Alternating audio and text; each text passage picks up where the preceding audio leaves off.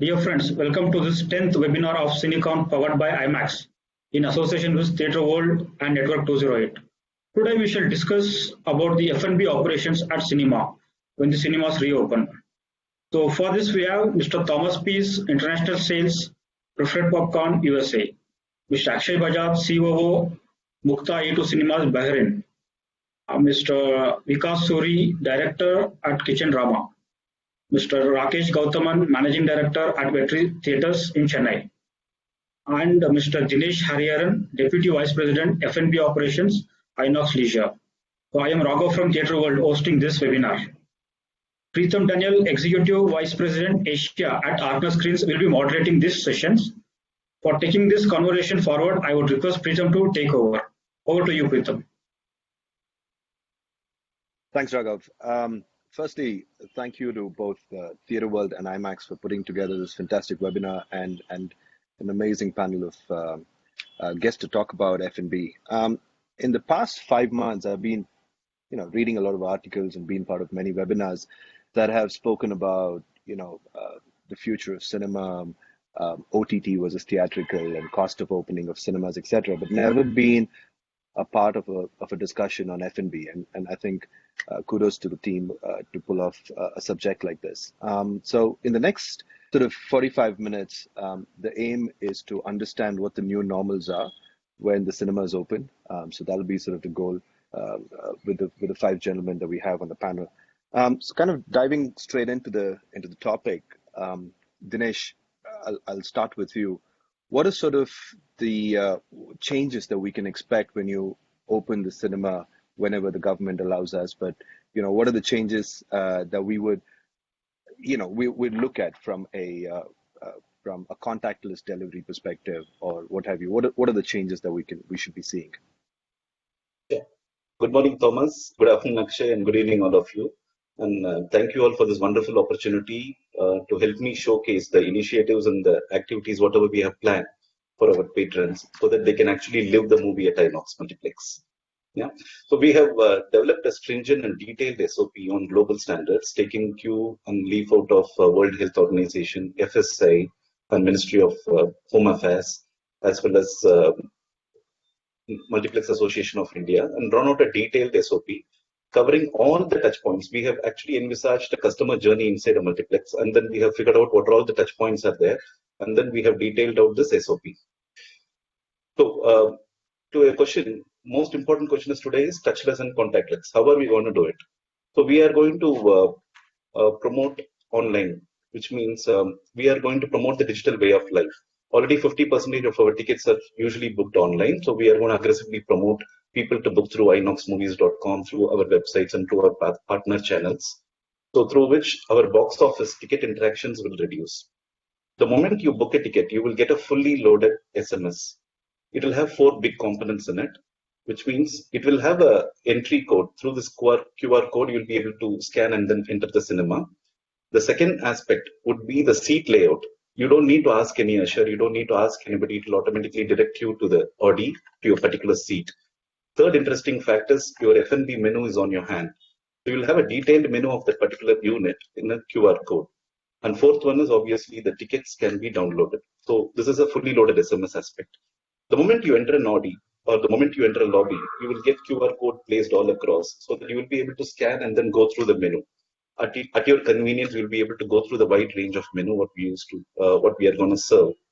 And you will be able to place an order, you'll be able to pay through that, and then you will be able to collect it across. And the third interesting fact, what we have also done is giving the invoice, handing over the physical invoice was one of the pain point which we felt that needs to be addressed. So we said that we will go everything digital eBay. So all your F&B invoices, be it box office tickets or F&B invoices, will be SMS to you. So you don't need to physically hold the ticket on your, F&B invoice on your hand. And the fourth important thing what we are going to do is we are going to use 100% disposable packaging. 100% disposable packaging, and we will also ensure that all our straws and stirrers which are used for our beverages are individually wrapped, which means you are very, very sure that your packaging is not touched by many people. While we have done a lot of innovations in F&B, I would take you through during the course of the seminar. So, webinar. So this is broadly to say how are we prepared in terms of contactless and touchless to give safe environment to the patrons. Great. Thank you so much. That's fantastic on part of Inox. Because your thoughts on the same, we'll dwell a little bit deeper into sort of, your food packaging and QR codes and those kind of things.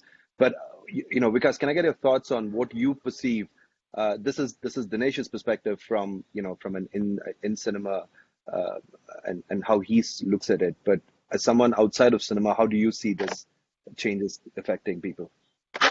So, good evening, everybody. So it's if you remember, we were chatting this a couple of days ago, in fact, yesterday only, where we said cinema guys have to be ready because they're going to bounce back. The customers are going to bounce back with a vengeance to enjoy themselves, be it food court, be it restaurants, be it cinemas. So these guys have to get ready, first of all.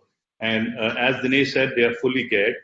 And, the only thing we are looking at is a person when he walks into a cinema, he just needs to feel confident that he's entering a safe area. And then whatever is being served is being done in a proper hygienic condition.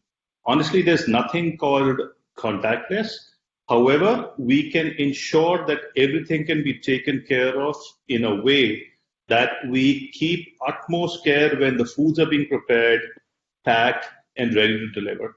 So basically, it's going to be pre-packed food to be delivered over the counter in a particular area. That's what it is. Interesting, but this is great from a setup of a sort of an Inox or a multiplex perspective. One of the things that we have in this country is a humongous number of independent cinemas or single screens, as we call them. Rakesh, what are your thoughts on sort of how this F&B packaging is going to change for you as a single screener, cinema owner, and not just that, because one of the things that we spoke about was people in your cinemas don't really book things in advance, and they'd like to queue up during the intervals. How do you plan to manage this when the cinemas open? Hi, good evening to all. So before I address on the packaging, so I would like to brief you on few things. Like the major challenge a 2 or 3 screen cinema complex would always face is the crowd handling part. So especially during the houseful shows, be it the entry, exit, or during the interval. So these kind of complexes, the average total seating capacity would range to 1,200 to 1,500 seats. So with a common parking space, we always have our show ending time for all the screens to be the same. The start of the movie might differ based on the run time, but there has been situations where we have to start all the shows at the same time and end at the same time so the customers can enter and exit at the same time. So that is our major challenge. So with this COVID scenario, I think the major part where we are going to play is the extending the entry and exit duration, as well as extending the interval duration. We might be losing a show because usually we play 4 shows a day. So that might be cut down to 3. But actually, like now the safety is most important. So as Dinesh said, the primary thing over here is we have to push the customer to order everything online before they come to the premises. So that has been addressed. Yes, we have to be giving some offers that then only they will book it online. So what about the customers who come and buy the tickets directly at the box office? So we have to create an F&B option over there itself. So when they buy the ticket, we have to push the customers to book that food product before they enter the premises. So if they had done that part, then they can collect all the food and beverage items before they enter the screen. So thereby we can reduce a lot of crowd during the interval. So second, the major thing what is going to play is the QR code system. Dinesh has briefed about it a little bit. The QR code can also be used when you're standing in the queue, when you're directly buying in the interval. Like with that menu, you can just select the option. The payment can be done before you actually reach the counter. You can also do cash. So other few things what we would like to do is we would be allowing only one person of a group to stand in the queue. So we will be insisting that. Then we are planning to keep few queue managers along the counter of the F&B area, because we don't want the customers to lean on the countertop and actually spreading any further contact. So that is one thing. Then when coming to the, we will be actually keeping more pickup point zones because we don't want to create any congestion. Food order to the seats will be banned, at least in my theater as concerned, because I think that is going to lead to more contacts and more risk in these cases. Food packaging, I'm not going to bring something very complex. I'm going to just keep it simple into just as simple wraps because I don't want to increase the food cost just for packaging. It just has to be hygiene. So that information, if it's going to the customer, that's more than enough. And also you see, if a customer has decided to walk into the cinema hall after this period, I think he is surpassed his fear factor. And I don't think that we need to really package the popcorn and give him, because the popcorn is more like, the feel is like you see the popcorn pop and you smell it and you serve it hot. That is how the whole model works. And I think he'll be ready to do that. I think everybody will agree that we've always been serving hygienic food only. Like it's not like before we were not hygiene and now we are going to do extra hygiene. It's just the projections what this time requires. So that's about it. That's Rakesh, thanks for that. But that seems like a substantial investment from a single screen cinema into technology. How, from your perspective, how many cinemas in this country are prepared with a QR code or a system? Is there anything that they can go to, which is there a ready platform that they can subscribe into, or is this something that you've developed by yourself? I think the most of the screens who are subscribed to Paytm, that we are also subscribed to them, they are actually talking on a revenue share basis. Like they take a percentage of your F&B sales and they give you the software free with that. So they are actually talking about that. I don't know what Book My Show is dealing with. Multiplex chains would have their own softwares as well because they're being a big chain. But single screens, yes, they cannot afford, but they can tie up with Paytm. I also missed a couple of points that the food options hereafter, I think the customers would prefer warmer foods than to the colder one. And also we can think of some healthy beverage options or like beverages that could enhance your antibody, like some tulsi tea or ginger tea or like kashayam. Like kashayam is nothing but a water extract of multiple herbs. Right. So that's going to change. That's interesting to know. But it's also good to know that platforms exist for single screen cinemas to take advantage of things like the QR code and what have you. And one of the important things that you spoke, which is a popcorn should always be sold. It's sold generally because the smell and the freshly made. When you look at it, the visual experience of looking at a popcorn pop.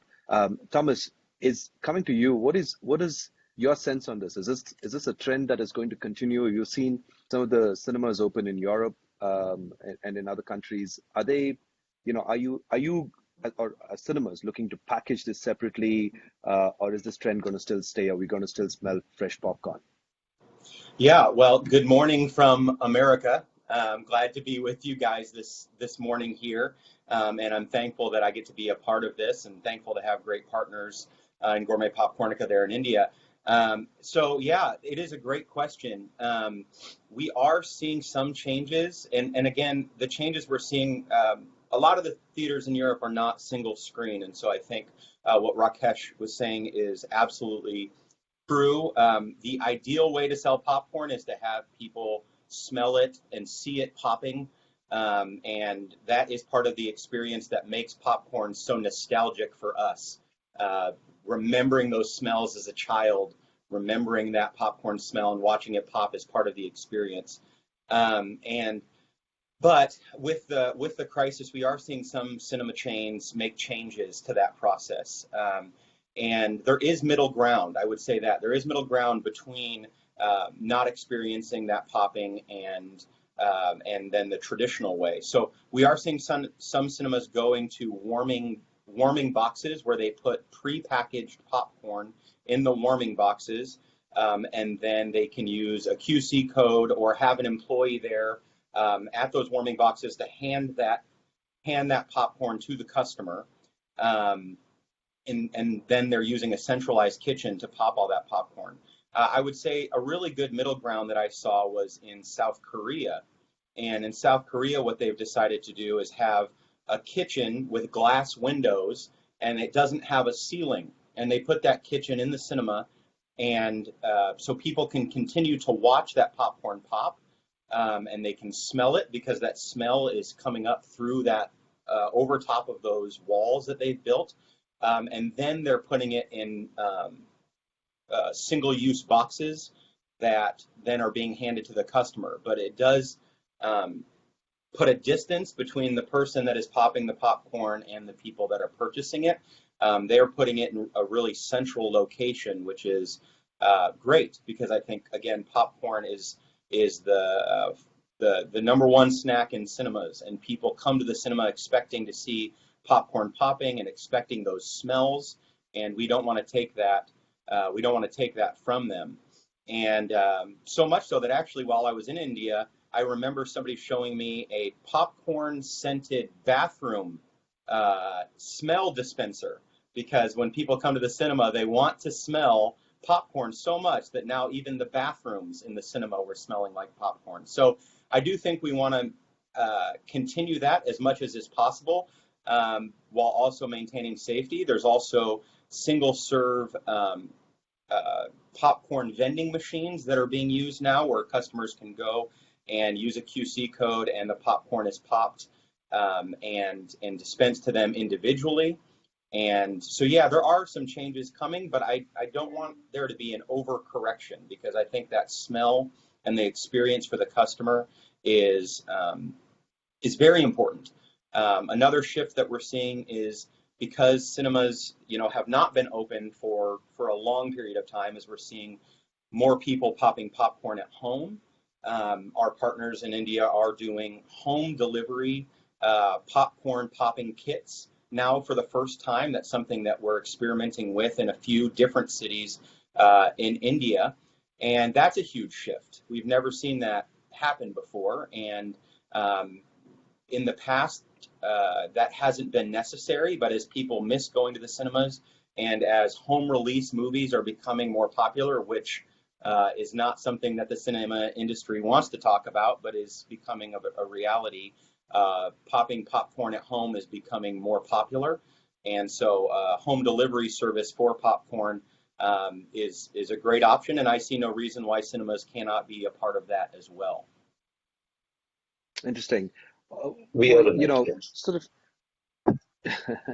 well, taking a bit of a cue from what Rakesh was talking, Rakesh is talking about introducing food that is sort of immunity boosters and what have you. Do you think one of the things that I have in mind, I don't know if this is going to change the behavioral habit and preferences of people when they come back into cinema, if they're going to prefer, sort of healthy food. I'm not saying popcorn's unhealthy, but I'm saying, if the choice is going to be, more sort of whole foods and extracts of herbs and what have you, versus popcorn.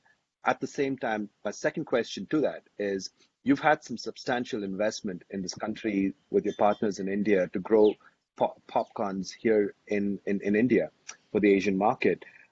How do you see that demand sort of either scale, or, is that going to remain the way it was pre-COVID?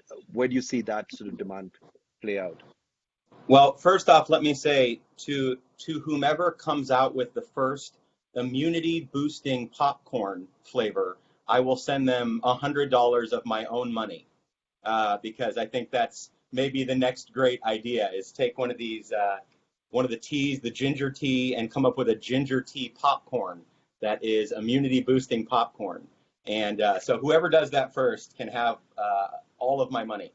Thomas, yes. Sorry to interrupt. We did try the lemon pepper popcorn. It is on the cards. It may not be a preferred option, but we will still explore that possibility. We are doing R&D on it. Okay, Dinesh. So send me your banking information, and I'll send the money. Yeah, and you're right. Absolutely, Preetam. We have, at Preferred, we have the best partners in the world in India, and we are actually growing popcorn in India for the Asian market. It's our Asia grade popcorn, and we have scaled greatly over the last 5 years, and we have the best group of farmers in India, led by a great friend and brother, Ugander, and so we have scaled that, and we are growing a lot of popcorn in India because the market demands it. India has 1 billion people and is close within its neighbors, has almost half the world's population. So because we have great partners and we're able to do it, we are growing popcorn there. Now, with that, with the cinemas closing for a long period of time, certainly those sales are not going to, we're not going to regain those sales. Yes, the cinemas will come back, and yes, people will buy popcorn, but we're not going to regain those sales from the first half of this year. But we have diversified more than ever, and I think that's what we're all talking about here, whether you're a cinema or popcorn producer or an equipment manufacturer. Really, the answer has been diversification. So, I was talking about home delivery. Another big shift is ready-to-eat popcorn that's already popped and flavored, put in a bag and put in a retail setting. That's an area that traditionally hasn't been a big producer of popcorn in India. Well, with this has come more opportunities for ready-to-eat popcorn, because people miss the popcorn, but some of them don't want to pop it at home, so they'll buy it.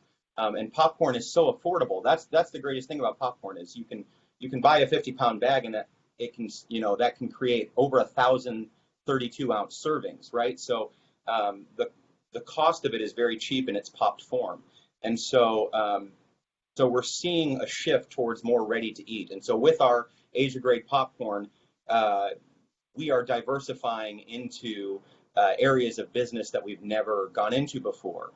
We've also opened in bulk markets. In India, there's a lot of bulk grain markets, and so we have begun to sell into those bulk grain markets. And so, our team has done a phenomenal job. And truth be told, I think that our India team will end up with a lot less popcorn at the end of the year than I will here in the United States, because they've diversified so efficiently. And again, the future isn't just India. We're growing a lot of popcorn in India, and the future is that popcorn is all over Asia, and we're growing enough popcorn to serve the needs of the entire Asian market. And so we're working on those things now, and so the future is bright. I want to be a positive light when it comes to these tough times. I think the future is bright for the theater industry. I don't want it to be. I think it's bounced back from other things before. It'll bounce back from this. I love the optimism, and thanks. No, I think that's the same optimism that is shared amongst all the panel here. On that note, Akshay, what is, we've all looked at this crisis, and we've all looked at the opportunities that came out of this. What are the sort of new opportunities? We'll talk about your wonderful work on the outdoor cinema in a bit, but wearing your hat as also a multiplex operator, what are the sort of new opportunities that you think will open up for the cinema, be it in the F&B space or experience or whatever, of different types of food? It could be anything, but what do you see any new opportunities that will open up? Sorry, just hi to all the other fellow panelists. And so, of course, this entire opportunity, all the opportunities in front of us rises from the very fact that we're left with this challenge to build consumer confidence. That is everyone's number one agenda at this point. So from that, of course, there is various opportunities in terms of, where our menus are, everyone has already spoken about the social distancing parameters, and through seating and through, even throughout the property, mobile ticketing, everything which has been discussed at length already.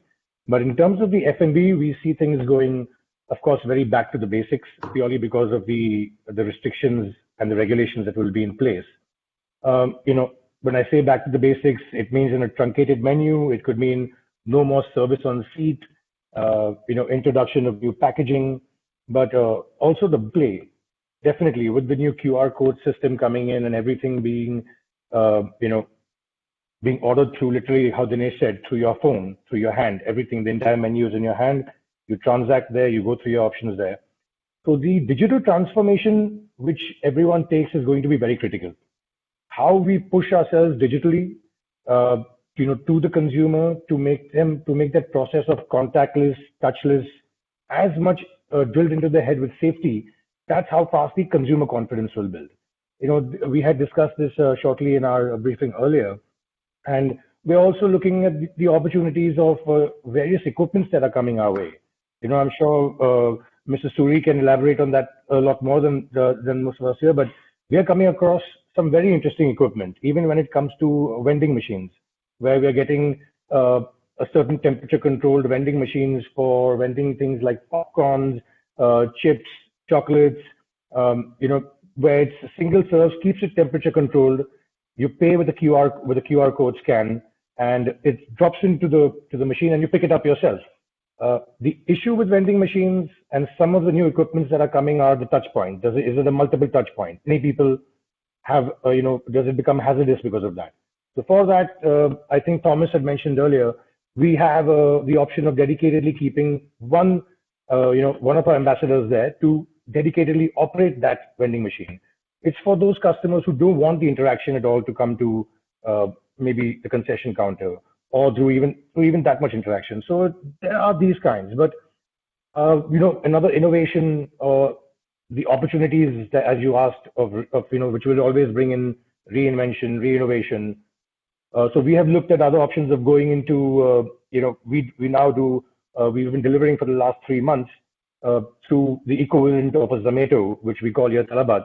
We've been doing that. We've been connecting with our audiences by doing that over the past 3 months, serving them our popcorn at home, nachos, our hot dogs.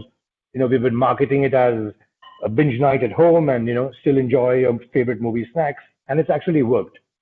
So I think the opportunities in front of us, to answer your question again, are these various verticals, and I really feel online, digital will be the driving force in how we push that and how much the consumers adapt that.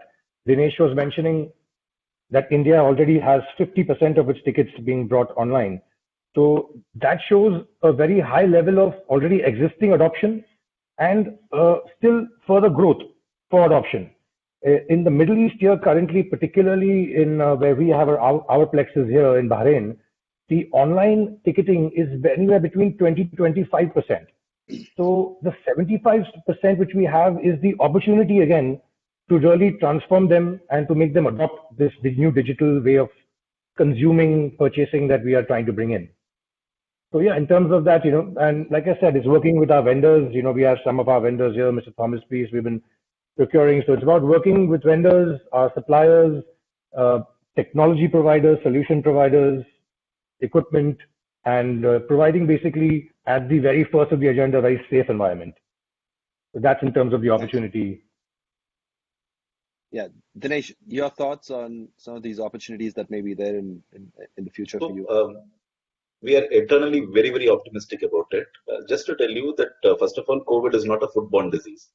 And as per the recent FSA survey, we have delivered 2.15 crores of home deliveries have been happened in this past 3 months, and nowhere the transmission has been proven. So to the viewers, I just want to put it across saying that it is safe to have food in a safe environment, and that is where the brand standards come into play. The second thing is to touch upon the immunity boosters. We have a range of immunity boosters starting from our turmeric latte to green teas to soups, energy bars. These are all some things which we will be definitely launching it. So you will get to see a set of immunity boosters standing in front of you because we love to anticipate guest needs. So rather than pushing any other cold beverages, we will say that we give you an option. You can pick and choose, and we have come out with an attractive combos also. The second thing, like what Rakesh touched upon, we are very, very particular that no two intermissions, no two exits, no two entries will clash. Just visualize when 5 Audis are having the same interval, I am not able to cater to those people. Imagine when there is no interval clash happening, I'll be able to dedicatedly focus on those patrons for the particular interval. Which means those people will also have sufficient time to use the washroom, understand what is the hygiene protocol followed by the multiplex, and they will establish confidence, and then they will come to our counter, and then that is one opportunity. Second thing, like what Akshay touched upon, we have actually started home delivery back in January. So because of this COVID, we had actually suspended this operation. We are going to use this opportunity to sweat out our existing assets. So if you want to be at home, we'll be able to deliver it. Actually, this input came from the patrons saying that, why don't you start your own home delivery? The samosas, what you get in theaters are not available, or we are not sure about whatever is available nearby. So we have connected with aggregators and we'll be scaling it up pan-India. One more interesting thought process I just want to leave it in this room is, imagine a patron who has decided to come to a multiplex to watch a movie and he's going to spend 2 to 3 hours with us. Will he really decide to hop on to another touch point like a food court and restaurant before going home or while coming to watch a movie? When a multiplex is going to offer the entire range, what you will be getting at a food court in a see-through kitchen hygienic manner prepared in front of you live. So as a patron, me and my family will definitely say that I have come for a movie. I will definitely spend a little more time and then relish the food here. So I strongly feel we are going to take a huge chunk of food court and restaurants sales of these malls, and that I see it as an opportunity. That makes sense. I mean, yeah, obviously everybody would like to finish movies One-stop and shop. F&B in one place as opposed to trying to multiple places, especially. It's not very safe, I would think. One of the things that Akshay really touched upon, and because my question to you is vending machines. You, as someone who supplies equipment, are you seeing vending machine demand go up, or sort of UV sanitizers, or what are the new things that you're looking at from a trend perspective? What is the demand looking at? Oh, definitely, yes, Preetham. In fact, to tell you very honestly, we're already working with some of the machines which are like ready to pop, ready to serve. They operate on, QR scanners, photo eye dispensing. So these are some of the machines we are already working on. And besides this, we're seeing a phenomenal upswing in equipment where the contact is as minimal as possible. So which includes things like combi ovens, where you just put in stuff and the food gets cooked on its own. And you just need to take it out and dispense it. That's another thing. Then a lot of people are actually going in for sanitization equipment like dishwashers and vegetable washers. So these are some of the equipment where a lot of people have started asking for it. We're already onto it, and I think it should be ready to deliver any point. That's from my side. Right. So there's demand for new types of equipments that you will see in the future. That is interesting to know. Good. Certainly, yes. Thomas and Rakesh, my next question to you is really something that we've seen in China, where a cinema could open up and can be shut after a month because the cases can spike up and what have you. Something like a popcorn or F&B, which is perishable over a period of time. How do you handle the inventory management? Thomas, do you want to go first, and then Rakesh can jump in on a single screen cinema? Just want to understand, how is that inventory management? What can be done from managing that inventory? When it comes Thomas, to inventory, sorry about that. Inventory management in these times is incredibly important because we had in the United States, I have a good friend who services popcorn machines. That's all he does for a living. And when they shut the doors on those cinemas, a lot of times they shut the doors with unclean machines, with machines that hadn't, they left the oil in them or they left the popcorn in them. And 2 months later or 3 months later, they walk back in and that machine is out of service because of the way it was treated when they closed down. And I'm sure with the incredible network of cinemas in India that is probably happening there as well. But then the biggest challenge is overhead, right? Because a lot of these cinemas, people were buying popcorn up until those cinemas closed. So containers were on the ocean, right? Not just popcorn, but all your imported goods. You had containers of goods going to your customers that were sailing and couldn't go back. You have warehouses that you were expecting would be moving out product, and now it's not, and that product is overflowing, and there's nowhere to go with it. And I would say this: I would say the biggest thing that comes to my mind as a solution is that's really when your partners show their true colors. I think that's really when the suppliers show what kind of partner they're going to be. Are they going to hold on to that product for you, even though you had said you were going to buy it? Are they going to warehouse it for you? Are they going to, in some cases, are they going to even take back product that you aren't able to sell because they don't have the storage for that product? And again, you know, I can't be everywhere, but one of the greatest things is having a great partner that takes care of you. And Katabi and his team there in India has done a great job, because, you know, our popcorn there is stored in cold storage, and so our popcorn that landed in February that was going to go out in March, but isn't going to actually go out until October or November. You can trust that that's going to be safe, because there's been this huge investment in storing popcorn in cold storage, which for anybody who's watching is not a cheap endeavor to store things in cold storage in India. And so, so again, I don't think that there's a blanket solution to the overhead needs and the supply chain needs of every cinema everywhere. I think honestly that one of the good things that will come out of this is that the strength of true partnership is going to either be shown. I mean, it's going to be shown either way, for better or for worse. And I was about to say, I mean, as a vendor, you know, it's good to see you've supported your, you know, cinema partners in handling that situation, which is fantastic. Yeah, if we hadn't been, I probably wouldn't be on the call, because I don't want to get on a webinar to get glares. But again, I'd like to vouch for what Tom is saying. Yeah, they have always been very, very supportive, and that's why we don't call them vendors; we call them partners. Nice. Yeah, Rakesh, your thoughts on how you've handled sort of inventory management? So the closing down of theaters you mentioned in China, like, I don't want that to happen in India. So because like, whenever I speak to my co-exhibitors, I just tell them, let's not start early. Let's wait for the curve to flatten. Let's wait and start. Because now you see so many sectors are open, malls are open, but theaters aren't, because it is like considered, let's do it little late, but for the betterment. Because once we start, we should ensure complete safety for the customers, and they should have complete confidence on us. So, but when you open early and you close it down, they lose the confidence on us, and bringing them back to the theaters is not going to be that easy.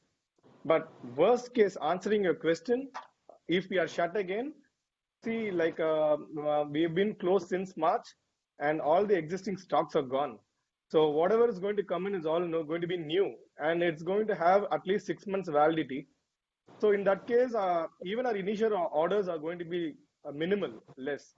I think only Coke bibs, the fountain Coke bibs has a 3-month validity. I think we might not order that initially. We will go with the tins. Yeah, that's how we are going to look at it. Interesting. Thanks, Rakesh. Akshay, congratulations on your fantastic outdoor cinema. It looks fabulous. You know, I put up a post on a social media, and I've never had so many likes ever before on my post as much as your you know, the post on your cinema has. So thanks for that. But you know, quickly, do you want to tell everyone on the call how you're handling F&B? One of the thoughts in India I've heard from a lot of people is when you go into an outdoor cinema, the F&B sales kind of comes down. Because people tend to bring food from their own houses or wherever, from different restaurants or what have you. But what I've heard from our last discussion is in the trend that you've seen in Bahrain is actually F&B sales kind of going up a little bit. So do you want to shed some light on how you're handling F&B in the outdoor cinemas? Yeah, hi, Preetham. Thank you. I'm glad to have helped all your likes on LinkedIn.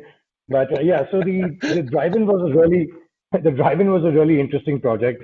You know, of course, when cinemas were shut down, and it just came across some research, something that was going on in Germany. There was a big resurgence of drive-ins there. So we started looking at the businesses, and the ROIs are really tough in drive-ins. You know, just the pure investment of infrastructure. You might have current assets which we could move from our cinemas to the drive-in site, but there's still a bit. There's a big infrastructure cost. You need a power supply. You need land flattening. You know, there's a screen structure that needs to be put up, concessions that needs to be created there. So in order to make this thing viable, we needed two things. We needed strategic partnerships. So we needed a strategic partner for the land itself, and we needed a strategic partner for the production of the setup, or the additional infrastructure.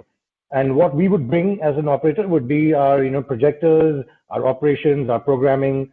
And it was only when that got together could we see some kind of feasibility. And then when we got to the drawing board a bit ahead, what we noticed was that we had to package F&B with the ticket value of the car itself. So what we did was we made, and at that time, the regulations were for a maximum of 2 people per car. So what we had packaged in that is starting from $32 on a weekday, our pricing goes up to $50 on a weekend. So that is the price range that we go from weekday to weekend. But what happens is when we had the maximum allocation of 2 people, what we gave is we factored in basically a kit, an F&B kit, 2 popcorns, a nachos, 2 colas, and 2 bottles of water. So although it's a generous portion, it is the essentials kit for a movie. Your popcorn, your nachos, your drinks, it's the essential kit, which is what we know most of the consumption always is anyway. So once we package this with the ticket cost itself, that's when the ROI and the viability made a little more sense. And when we got the great location, we great partner, and that's how we kind of really launched this. So we had already secured X amount of an F&B revenue per se. Now we wanted to turn this up. We know people still want to come to a cinema. They still want to have their hot dogs, and they still want to have, it be it a waffle or, various burger sliders. So we still wanted to have those on offering.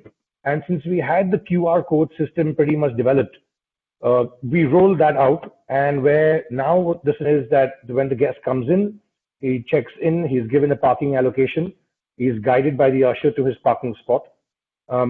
His food is delivered to him once he's parked his car. And after that, they are given a certain experience handout. It kind of explains to the guest how it works, which radio station to tune into, kindly turn your headlights off, a few etiquettes of a drive-in.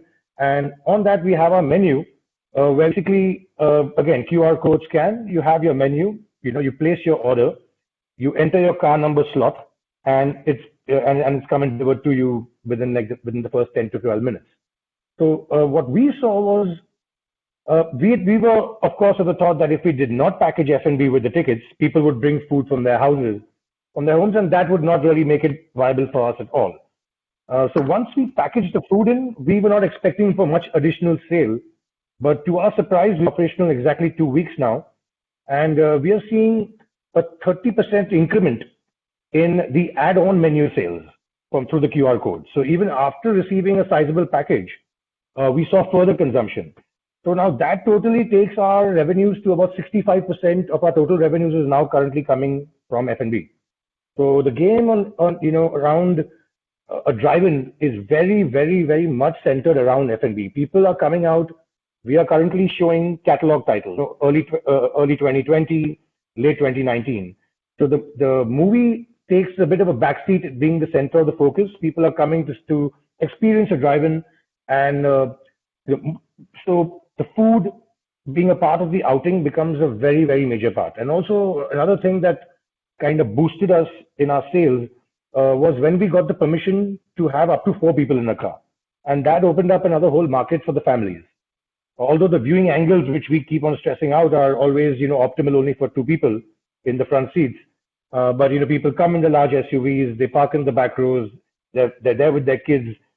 People can't travel anywhere, it's school holidays here. So that opened up a big market for us and also increased the consumption. Now, to even further, this is something that we plan for the next 4 to 5 months. And the catalog titles is something we'll be able to stretch out only for that long. So we'll have to keep re-innovating ourselves within what we're offering in terms of the F&B. So we also tend to now tie up with some of the community restaurants here. So, like it would be 5 of very famous restaurants here in Bahrain.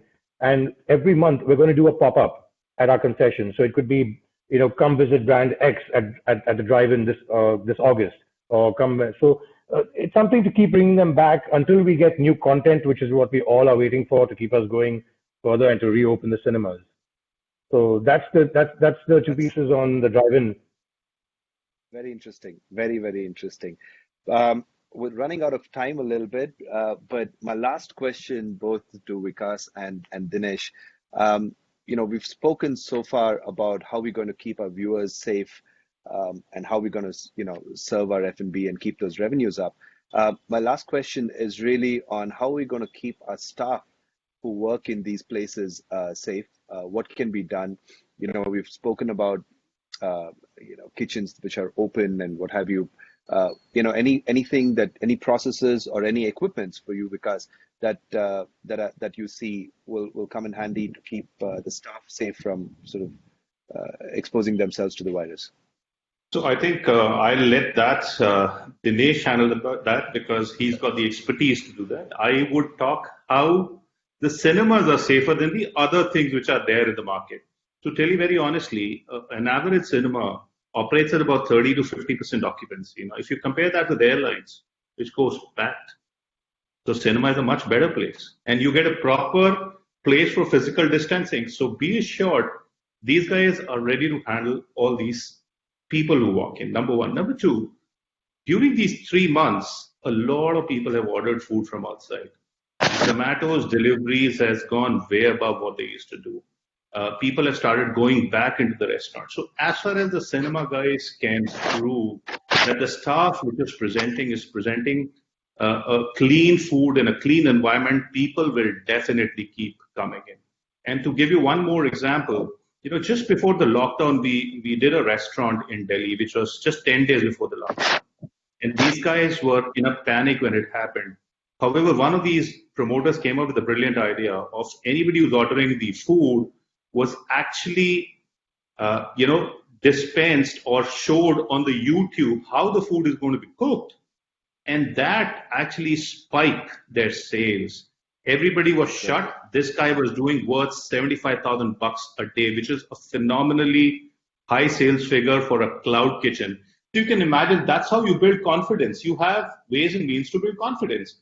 And I'm sure people will all understand. Dinesh, all yours. You are the expert on the other side. Yeah. So, Preetham, I just want to tell you that Inox F&B is no lesser than a QSR chain of in India, with over 500 crores of turnover, having 147 options in multiple formats of QSR, cafe, and fine dining.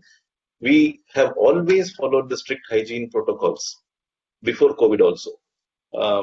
Be it in terms of safety, sanitization, disinfections, housekeeping, cleaning, QR code operations, we have always done it. So the only thing what we need to do is we have to reiterate, reinforce, and then showcase to the patrons, yes, we are doing it. You can please be rest assured, is one thing. Second thing is what can be done to the staff. What we have done so far in this 120 days is this time has helped us to reach out to them, understand them, listen to them, understand their need when it comes to the operational training. One is in terms of post-COVID operation training. Second is in terms of, we have also done a lot of sessions in terms of yoga and wellness to them, because everybody are undergoing different stress. People are sitting at home. So we have done a lot of training sessions. We have connected with a lot of NGOs and this wellness experts. And then we have done this training program to keep them calm, cool, focused, and then guiding them the right way and interacting them very, very frequently. Close to around 600 man-hours have been, each training has been happened. And thanks to all the Zooms and Blue Jeans and all that stuff. Second thing is we have ensured that they attend and then they get certification. They pass the test of FSA. So all my employees today who are going to face the customers tomorrow, they are the brand ambassadors and they have been FSA certified. So they are ready to face the customers or any eventualities happening. And we will also be ensuring that everybody downloads an Arogya Setu app and their risk status will be monitored on a daily basis. We also have protocols in place. If something goes wrong, somebody tests positive, what needs to be done. So another thing what we also did is, as our brand ambassadors, they have to take care of the customers as well as the vendors also. So we have done extensive training program for all our vendor partners. We have taught them what is COVID, what needs to be done in your back-end unit commissaries, so that farm to fork, we are safe. And through this webinar, I just want to communicate to all the patrons out there that come and live the movie. So you are safe. Thank you. And we are here to give you that comfort. All this while we used to win hearts, now we'll have to win the confidence. No, I absolutely. I'm with you. I'm just want to take 3 minutes. We're actually at the end of this webinar, but I just want to, with this one thing which Vikas mentioned, which is very interesting, and I meant to have it as part of our discussion. I didn't get too much of time. So Vikas, I have 3 minutes before I hand over this sort of webinar to Raghav for questions and answers. One of the things that we've seen in the recent past is, Carnival making an announcement to get into the cloud kitchen business. And you mentioned cloud kitchen. What is happening in that space? Do you see a lot of cinemas wanting to explore the option of cloud kitchen? Or is that a trend that's going up? Where do you see that sort of feature in this post-COVID? It is definitely a trend which is going up. It is definitely a trend which is going up. And that's the next logical step, in fact, seeing the current situation. And again, I'll give you another reference of a story. One of our clients in Delhi, his average per check sale used to be $100 on every check. During COVID times, it went from 800 to 1300. His sales jumped up from $65,000 to $175,000. So people are actually getting bored sitting at home. Everybody is looking forward to that nice meal. Unboxing food has become a trend. I mean, if you look at the Instagram, the Facebooks, today everybody is unboxing food instead of phones. So that's the kind of a thing what people are looking at. And if you can deliver your food in a nice, hygienic way, in a nice packaging, people are relishing it, people are coming back, and that's what is happening. And this trend is going to grow up. I mean, during the COVID times, we've had n number of queries to convert existing restaurants into cloud kitchens. And also there are so many people who wanted to invest money in cloud kitchens. So that's a kind of a trend we're going to see for at least next 2 years. And it is at least a $3 billion market in India itself in the coming times. So that's a kind of a business potential. That's kind of business. And to your point, I think food has been the number one post on most social medias. Everybody is posting pictures with either themselves, and I know some of the kitchens that are designed for Instagrammable food. That's the term that's being used at the moment. So it's F&B is obviously an interesting place. Definitely one of the most important revenue streams for a cinema. It's so nice to know various creative ways of how we're going to handle the situation. And I absolutely have all the confidence that the cinema is going to bounce back, and we will be a lot more safer in a cinema, like Vikas said, than in an aircraft or any place else. So Raghav, on that note, over to you. If you have any questions, open to the panel for answers. Yeah, thank you, Pritham. Pritham, one more thing I wanted to tell about the cinemas is the programming. Now, since we have that the short intervals, so I don't think that will work out in these days, because the programming has to be changed. It is like, see, in India, and compared to the Western countries, we have a mindset. We don't buy the F&B before we start the cinemas. So we always have that habit of buying in the interval. So is there something which can be done in the programming level with the instruction for F&B? Yes, we are doing it, Raghav. We have already factored in. We have also done a time and motion study based on how long will it take for a person to reach the washroom and then spend quality time maintaining social distancing in all the places. So we have done it in such a way that interval time will be slightly longer, so that you will be able to place an order, pick up your food, and then reach your location safely. So that has been considered and that has been worked out. Programming is taken care on that front. Thank you, Dinesh. So let us take some of the questions from our audience. So Mr. Sriram is asking, how will customer know how fresh the ordered food is? Will there be a stamp informing time of manufacture and date of expiry? So I would like to take on this question. See, most of our food, 99% of our food is prepared fresh in front of you based on your order. We are doing this timestamp mechanism only for the orders what we deliver through our delivery aggregators. So for you, the product is prepared in front of you, made fresh. Popcorn is getting popped in 2 minutes time. and we know when the interval is, and it is prepared in front of you. And obviously, the Coke and other beverages are dispensed in front of you. Coffee is dispensed in front of you. So it is absolutely fresh. It is made to order. So you don't need to worry about it. Fine. The next question is from Mr. B.M. Avinash. He is asking, will this seasoning put on top of popcorn can be mentioned as immunity booster or any relevant claims? Thomas? Thomas, do you want to go with that?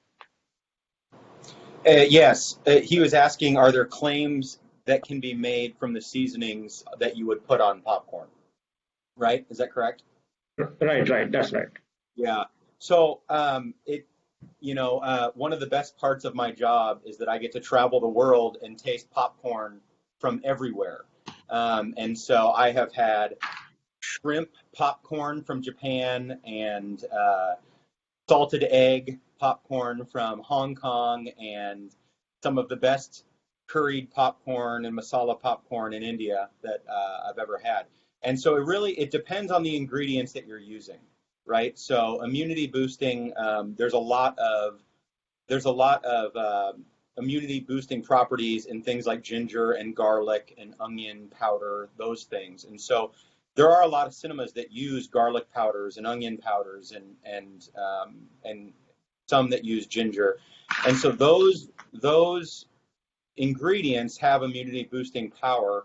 And in fact, our partners in India have developed ginger popcorn flavoring. So it is out there. And for the specific immunity boosting claims, it just depends on the seasoning you're using. So there are those seasonings that are out there already that are being developed, and I'm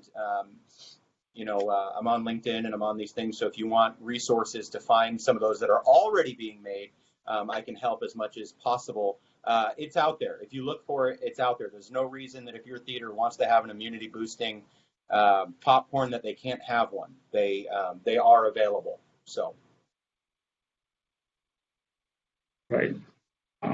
Our next question is from Mr. Nitin Datta. He is asking, can the admission rates be inclusive of food packages? If the customer needs more food or beverages, he can order from menu. Rakesh, you can take this. Can you repeat your question? Sorry. Can the admission rates be inclusive of food packages? If the customer needs more food or beverages, he can order from the menu. But as far as Tamil Nadu is concerned, I don't think so. You can include your food and beverage along with the ticket fare. That is not allowed. Like, you cannot force a customer to buy the food and beverage product along with the ticket. So that is his own option. So it is always the option is always there to book your food along with your ticket. That's always there, right? Right. So there's no problem to that. Yeah, Raghav, I just like to add, bundling of F&B is not allowed as per GST laws in India because of the tax rate is being different. Bundling is not allowed in India. We can only promote and suggest like what Rakesh said. Akshay, can you tell us something about this? Yeah, so, again, I think in India, it's a more regulatory matter. This is a market where we don't have tax here. We will monitor the situation, but we don't feel it's necessary, and we don't want to force the customer in the case of an indoor traditional cinema. We want the customer at this point to really concentrate his visit around how safe he feels and how safe we can make him feel. We don't want to enforce them with, additional cost or an additional thing. Right now, it's like I said earlier, just building confidence is our biggest priority. And I don't think we should burden the customer with anything further in terms of a pocket size. Right. Okay. Our next question is from Mr. Neeraj Shetty. He's asking, is ultraviolet rays is 100% effective on food? Vikasji? So honestly, there has been no study done, but it is believed it's safe enough for food products. Normally, it's being utilized for stainless steel and other components and stuff like this. I don't know much about food. I don't think so. There's been a proper certified study done on this. Fine. I think we addressed everything. Hope all the Q&A we addressed. So thank you all for joining us, and thank you all the speakers for giving us your valuable time. Special thanks to all the participants. Keep visiting www.cineconf.com for more details about upcoming webinars. You can also check our previous webinars videos on the same site. And this CineConf webinar is being powered by IMAX in association with Theatre World and Network 208. Thank you all again. Thanks for joining.